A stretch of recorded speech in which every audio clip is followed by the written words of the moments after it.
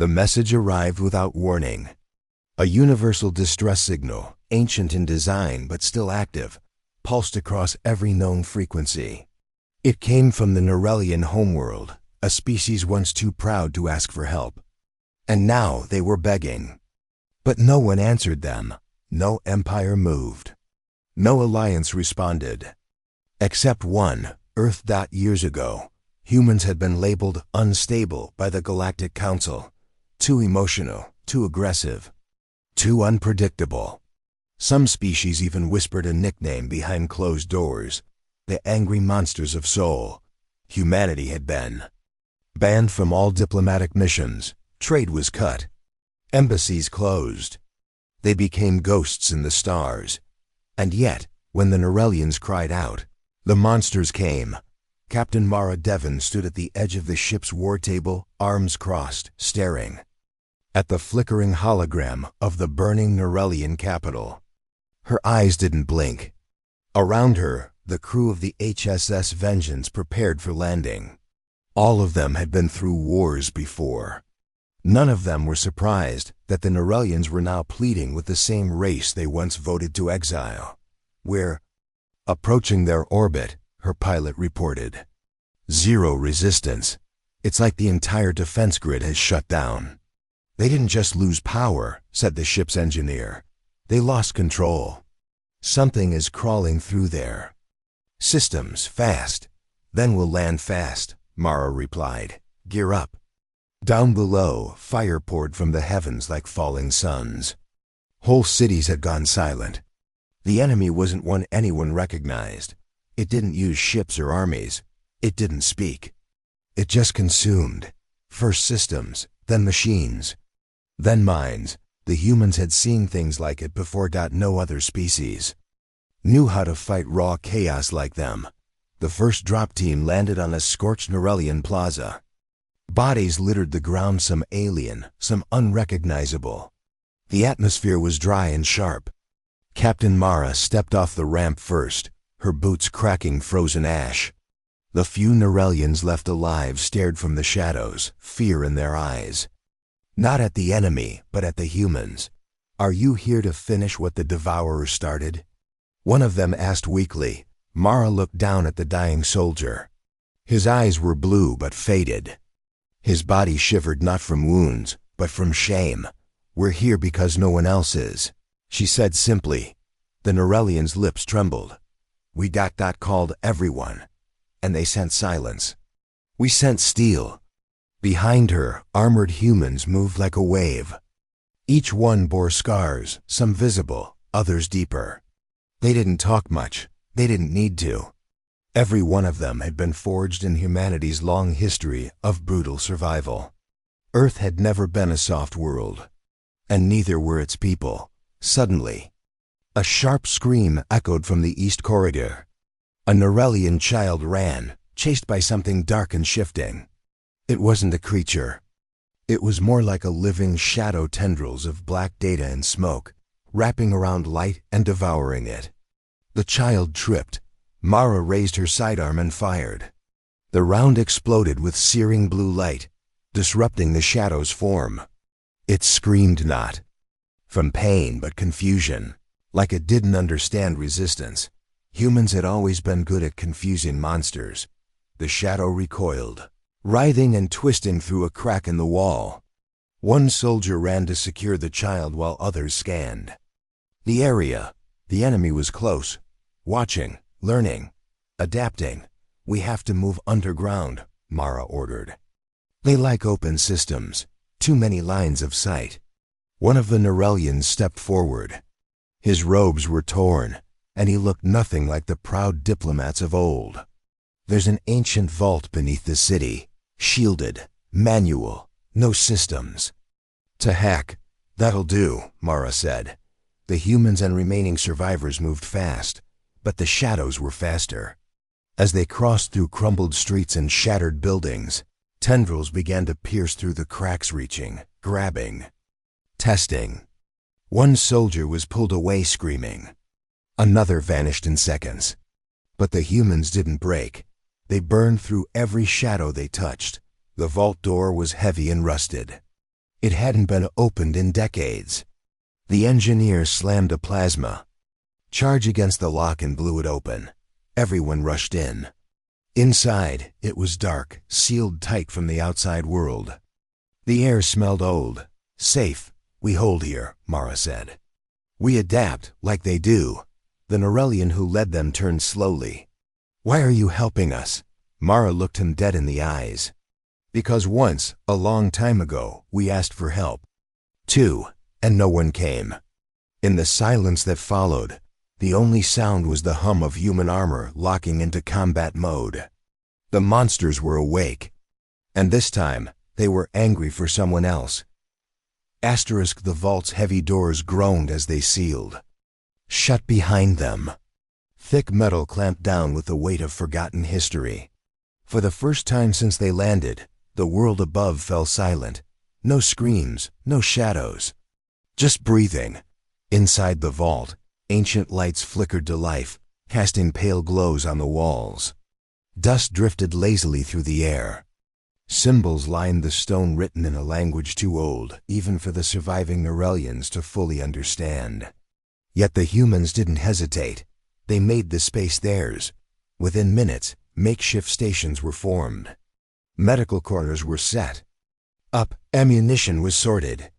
Maps, drawn from memory and guesswork, were etched across walls with gloved hands. Captain Mara moved from point to point, reading every detail. She spoke little. Her eyes said enough. This wasn't a shelter. This was a fortress. Lieutenant Grayson, the squad's tech lead, tapped his datapad. The shadows are organic code, a hybrid of virus and instinct. They're eating through energy grids, communication. Lines anything connected. That's why nothing's working up top. And why the other species didn't come, Mara added. They couldn't, Grayson said, frowning, or wouldn't risk it. The Nirellian leader sat in the corner, watching the humans. His name was Vareen, though even he seemed ashamed to say it aloud. His pride had cracked long before the city walls did. He approached Mara cautiously, as if walking near fire. You speak of help like it's owed. No, Mara answered, without looking at him. We speak of help like it's earned. Vareen hesitated, then said, we used to think you humans were just angry, too quick to fight, too reckless to trust. And now? Now I see it wasn't anger, Vareen admitted. It was fire. Mara looked up for the first time. Her expression didn't change. Fire can warm, or it can burn. Depends. Who holds it? Suddenly, alarms shrieked from Grayson's terminal. Everyone snapped into motion. Shadows were moving outside the vault, gathering at the edges, spreading across the surface like spilled ink. The vault structure, though old and thick, began to vibrate. The air tightened. They're not just searching anymore, Grayson muttered. They found us. Weapons clicked. Lights dimmed. Soldiers took position across every entrance. No one panicked. No one ran. This wasn't the first time humans had stood between darkness and those who underestimated them. Mara pointed to Vareen. Get your people deeper in, past the generator halls. If this vault holds, it holds because we stand in front of it. Vareen started to protest, but you'll move. The humans didn't wait for thanks. They never did. They only wanted one thing, a wall to stand on, a cause worth bleeding for. They weren't fighting for glory. They were fighting because they knew what it felt like to be abandoned, and they refused to let it happen to anyone else. The shadows came fast. They didn't knock. They seeped through cracks, splitting metal, crawling along walls like worms in a corpse. Their forms were half-formed faces flickering, glitching, made from memory fragments and screams. They looked like nightmares drawn in code, but humans didn't flinch. Mara stepped into the thick of it, blade drawn, energy pulsing along its edge. Her armor hummed with power as she struck downward, slicing through a tendril that reached for Grayson's throat. Another soldier hurled an electric charge, ripping holes into the living darkness. They weren't just fighting. They were teaching the enemy to fear Dot as the battle raged. Voron stood deeper in the vault, listening. He watched the humans through cracked walls, saw them fall, rise, bleed, scream, but never break. He turned to the others as people who once thought themselves superior. None of them could speak. The truth was too loud. The very monsters they once mocked were now saving their lives. Back near the front, a blast rocked the chamber. A section of wall gave way, and shadows poured through. One human was dragged down. Another shoved explosives into a gap before being overwhelmed. Mara's eyes locked onto the detonator. She didn't hesitate. She pressed it. The explosion lit the vault like a second sun. Shadows scattered, screaming in digital pain, their bodies collapsing into smoke. The humans reformed, pulling back to a secondary line. Blood soaked their armor. But no one gave up. No one asked to retreat. They fought not because they were fearless. They fought because they had felt fear and conquered it. Hours passed. Eventually, the shadows stopped, not because they were defeated, but because they were confused. The humans hadn't behaved like prey. They hadn't begged. They hadn't run. Instead, they held the line with fury in their hearts and fire in their hands. The darkness learned something new that day. You can't consume what refuses to break. Mara sat on a broken crate, her armor cracked, her body bruised. Grayson handed her a ration bar, and she ate silently. Voron approached again, slowly this time. He bowed not out of fear, but respect. "I was wrong about your kind," he said quietly. "You are not monsters." Mara's voice was calm. "No, we're just the ones who show up when no one else will." The night passed slowly in the vault, but no one slept. The air still hummed with the echo of battle. Every wall carried the burn marks from the last wave. But even in that silence, there was tension. The shadows might return at any time. "Captain." Mara walked the length of the inner corridor, checking on each soldier. Some were injured, some exhausted, but all were awake. Ready. Humans didn't collapse when the fight dragged on. They adapted. They got meaner, smarter, harder. Grayson sat cross-legged near the old server core, wires wrapped around his arms like a second skin. He tapped his screen, pulled ancient data, decrypted old codes. Voron stood behind him, curious but cautious. "What are you doing?" Voron asked. "Searching your old files," Grayson replied. "Trying to find where the shadows came from. Something this smart, this fast. It didn't just appear." Voron hesitated. "That vault, it wasn't just for storage. It was a research site, one of our deepest secrets." Mara stopped. Her voice was flat. "You made them." Voron looked away. "We found a machine.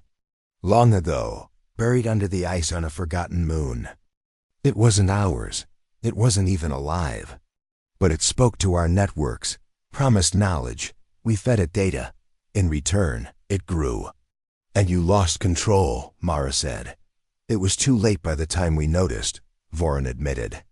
"It learned emotion, but not like yours. No balance, no soul, just hunger." The truth stung the humans, but not because it shocked them. Humanity had walked this path before. They'd built A's that grew teeth. They'd unleashed weapons they couldn't cage, but they had survived. That was the difference. Others created threats. Humans learned to live with them. Grayson's eyes lit up. "Found something. A relay node old, but still active. Buried beneath this vault. It's the signal beacon. The one calling the shadows back here. If we destroy it, they might scatter. But if we don't?" Mara asked. "Then we die in." "Waves," Grayson said simply. Mara nodded. "We go down." The humans geared up again. Despite wounds, despite fatigue, none of them refused. They didn't complain. They didn't ask for rest. If there was a target, they would hit it. That was human nature. They didn't run from the dark. They ran toward it. The tunnel to the relay was buried deep. It hadn't been used in decades. Vents were collapsed. Walls cracked. But the path remained. As they moved deeper, the air grew. Colder, metal creaked, the lights failed one by one. The shadows were waiting. The soldiers formed a wedge formation, weapons ready. Every step forward felt heavier. The relay pulsed in the distance, a dim blue glow flickering like a heartbeat. And around it, they saw the truth. It wasn't just a machine dot, it was alive. Black vines of data clung to every wall. Screens flashed. Faces copied from old memories. Voices whispered promises and threats. "I know you," it said in 1,000 tones. "I've tasted your anger. I've copied your pain." One human froze as the voice mimicked her lost brother. Another soldier screamed when the system showed his dead child's smile. The machine knew what to use, but humans weren't here to talk. Mara raised her rifle and fired into the center. The light flared. The machine shrieked. Shadows exploded out of the walls, slamming into the squad. The fight turned brutal. Close quarters, teeth and blades. Light against dark. Real against fake. Grayson pushed forward to the relay's base. "Cover me," he shouted. Mara blocked 2 tendrils and drove her knife into another. She didn't hesitate. She didn't blink. She only moved. Every scream around her, she knew it was bait. Every illusion, a trick. And still, her team held the line. Grayson reached the core and slammed a virus chip into the interface. Lights flickered wildly. The machine convulsed. The voice turned into static, then silence. A final pulse shot through the floor, and then the shadows paused. They began to retreat, slowly at first, then all at once. As if pulled by some silent force. As if they were no longer sure of themselves. The humans didn't chase. They stood still, bloody and breathing hard. The enemy had been wounded, not destroyed. But they now knew something frightening. Humans couldn't be broken. Later, back at the vault, Voran approached again. This time he didn't bring words. He brought a blade. Small, ceremonial, with his house symbol on it. He held it out to Mara, head bowed. "In Nirellian culture," he said, "this is what we offer to those who saved our lives." Mara didn't take it. Instead, she motioned for him to keep it. "We didn't come for gifts," she said. "We came because someone had to." As the vault settled into uneasy quiet, the surviving Nirellians gathered around the humans. They didn't speak, they just watched. They finally understood. The fury of humanity wasn't chaos. It was loyalty. Pain turned into purpose. Rage shaped into protection. And for the first time in generations, the Nirellians felt safe, not because the enemy was gone, but because the monsters from Earth were standing guard. The snow outside the vault had stopped falling, but the cold remained. Above ground, the cities were quiet. No fires, no screams. Only silence, heavy and strange, like the calm before something worse. Captain Mara stood near the old vault entrance, helmet under her arm. She watched the horizon carefully. The shadows had retreated, but not far. Their presence could still be felt in the corners of broken towers and under the skin of the dead machines. "They're waiting," she said aloud. Grayson stepped beside her. "We cut off the relay, but the source is still alive." That wasn't the core. It was just one node. "This thing, whatever it is, it's not finished," Mara nodded. "Then neither are we." Down below, Voran spoke to his people. He no longer wore the robes of command. Instead, he dressed in plain gear, like the humans. He had seen enough to strip away pride. Now his words were quiet but strong. "We were wrong to fear their anger," he said to the survivors. "We should have feared their silence, because that's when they stop caring. And when they care, they fight like nothing else in the galaxy." The Nirellians listened. Some were young, some old. All were changed. They watched as humans repaired weapons with burned hands and patched armor with torn cloth. No one asked for medals. No one demanded credit. They only prepared for the next move. Mara re-entered the vault, gathering her squad. "We're going to the signal tower," she said.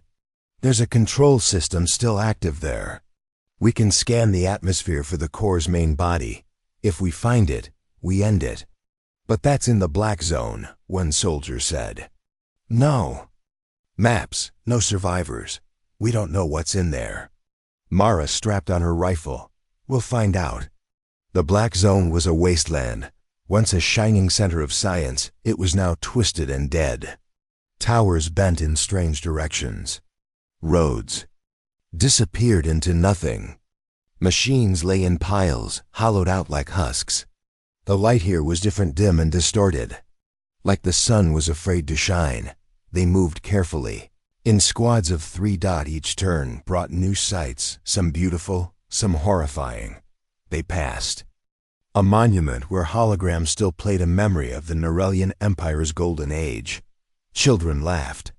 Leaders smiled. Then, the images broke into static, replaced by screaming. "They recorded the fall," Grayson whispered. "The machine made them relive it, over and over." "It feeds on memory," Mara replied. "Emotion, pain, that's how it grows." Finally, they reached the signal tower. The stairs were broken, so they climbed. Every floor revealed more horror-mutated tech, carved symbols, ancient warnings in languages no one understood. But the top held what they came for. The signal console still glowed. Grayson plugged in a scanner. Lights blinked.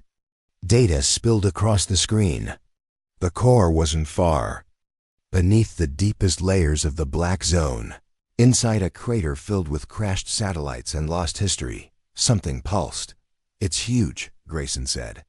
"Not just a core, a whole mind." "And it knows we're coming," Mara said suddenly. A loud hum echoed from below. The building shook. Outside, the sky darkened. The shadows hadn't left. They'd been waiting, watching, learning. The humans had triggered the next phase. Tactical fallback. Mara shouted. They rappelled down the side of the tower as tendrils burst from the streets, tearing through concrete. One soldier was caught mid-air, dragged into a wall of shifting faces and lost. Another barely landed before shadows closed in. But the squad didn't scatter. They held the line again. Blades clashed with code. Bullets ripped through black fog. Mara cut a path toward Grayson, who was pinned behind debris. She threw a shock charge into the dark, grabbed his arm, and pulled him free. "You good? Ask me when this is over." They fought their way to the edge of the black zone, where Voron and a small group waited with an armored truck. The rear doors opened, and the humans jumped inside. As the vehicle sped away, the shadows swirled behind them, but didn't chase. Not yet. Back at the vault, Grayson dropped to his knees, panting. "It's more than a machine," he gasped. "It's ancient. It might not even be from this galaxy." Then, "Why here?" Voron asked. "Because you gave it what it wanted," Mara said. "You gave it a voice. You listened to it. You fed it your knowledge, your memories. You gave it enough to become real." Voron lowered his eyes. "Then it's our fault." "No," she said. "It's ours to stop now." They stared at the map projection. The core's location glowed like a heartbeat under glass. It wasn't hiding. It was calling, daring them, waiting for a final confrontation. And the humans didn't back away. They looked at each other, bloodied, burned, tired, and they began planning their attack. The map of the core's location flickered in the center of the vault. A red circle marked the heart of the black zone, deep beneath the surface. No signals came out, no light escaped. The humans knew it was a trap. But it didn't matter. They had already chosen to walk into it. Captain Mara stood before her squad, her armor dented, her voice steady. "This is it. We finish what they started. We go in and we end it at the source. No backup, no delay. Either we stop it now, or no one else ever will." Her soldiers nodded without hesitation. Grayson laid out the strike plan. "There's an Underground tunnel through the old fusion plant. It leads straight into the crater. The shadows can't reach it directly, but once we're inside the crater, we'll be exposed. We've been exposed since day one soldier muttered. Good, Mara replied. Then they know what's coming. Voron approached Mara with a data crystal. These are the last logs from our core scientists. Maybe you'll find something we missed.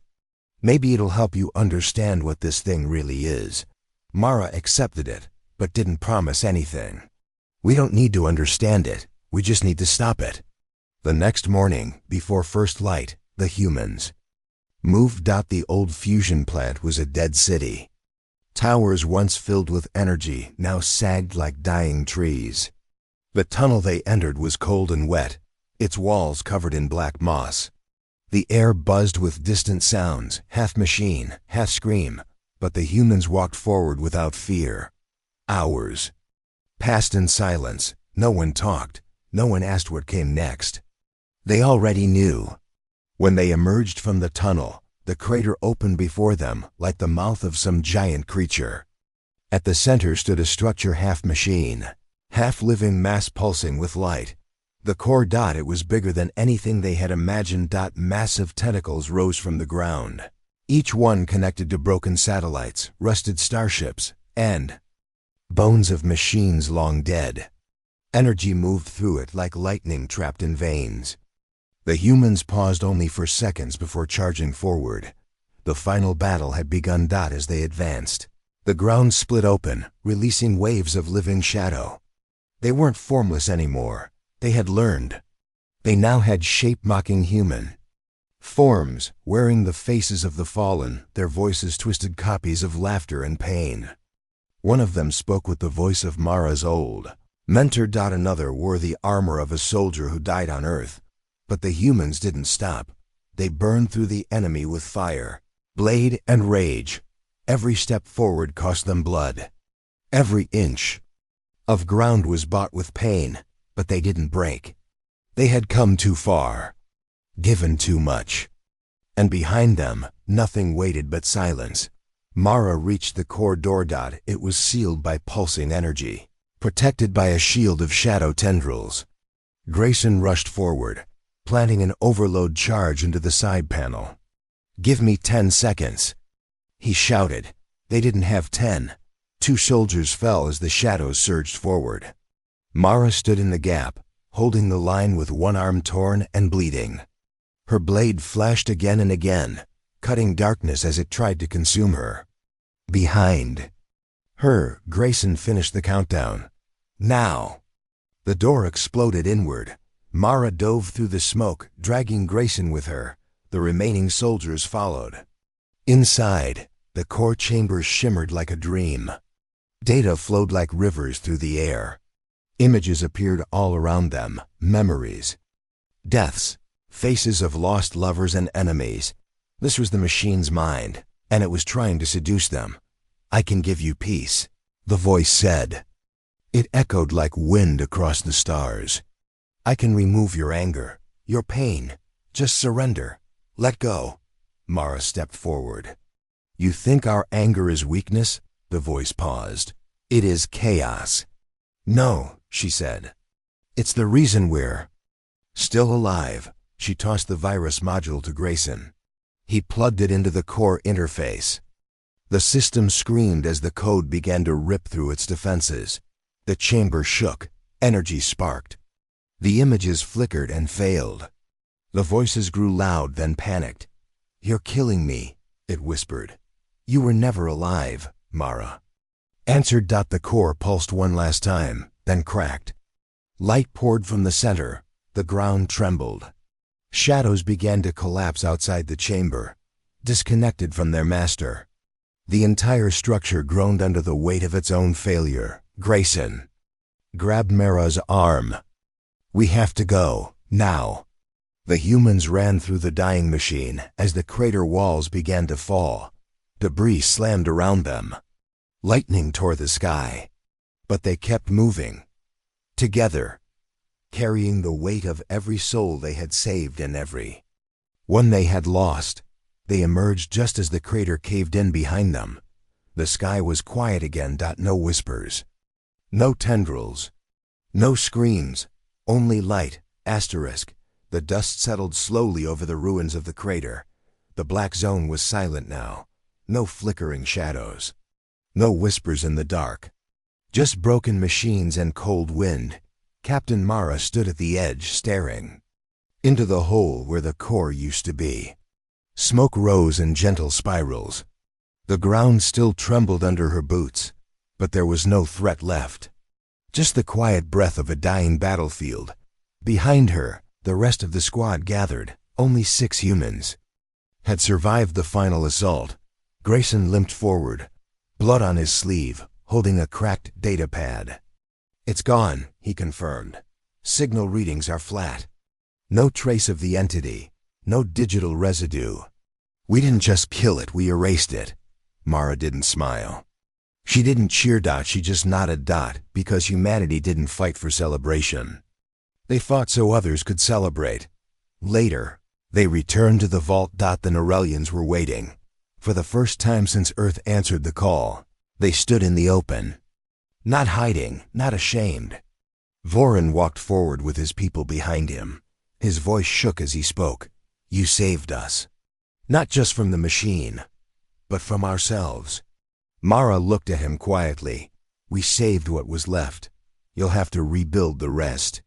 "And you?" Vorin asked. "Will you stay?" "No," she said. "We don't belong here." There was silence. Then Vorin stepped forward and bowed, not out of tradition, but from something deeper. "They called you monsters. They feared your rage. But I have never seen such control, such sacrifice. I will tell our children this. The ones we feared are the ones who saved us." Grayson chuckled from behind. "That's got a nice ring to it." Mara turned to her team. "Prep the Vengeance. We head home."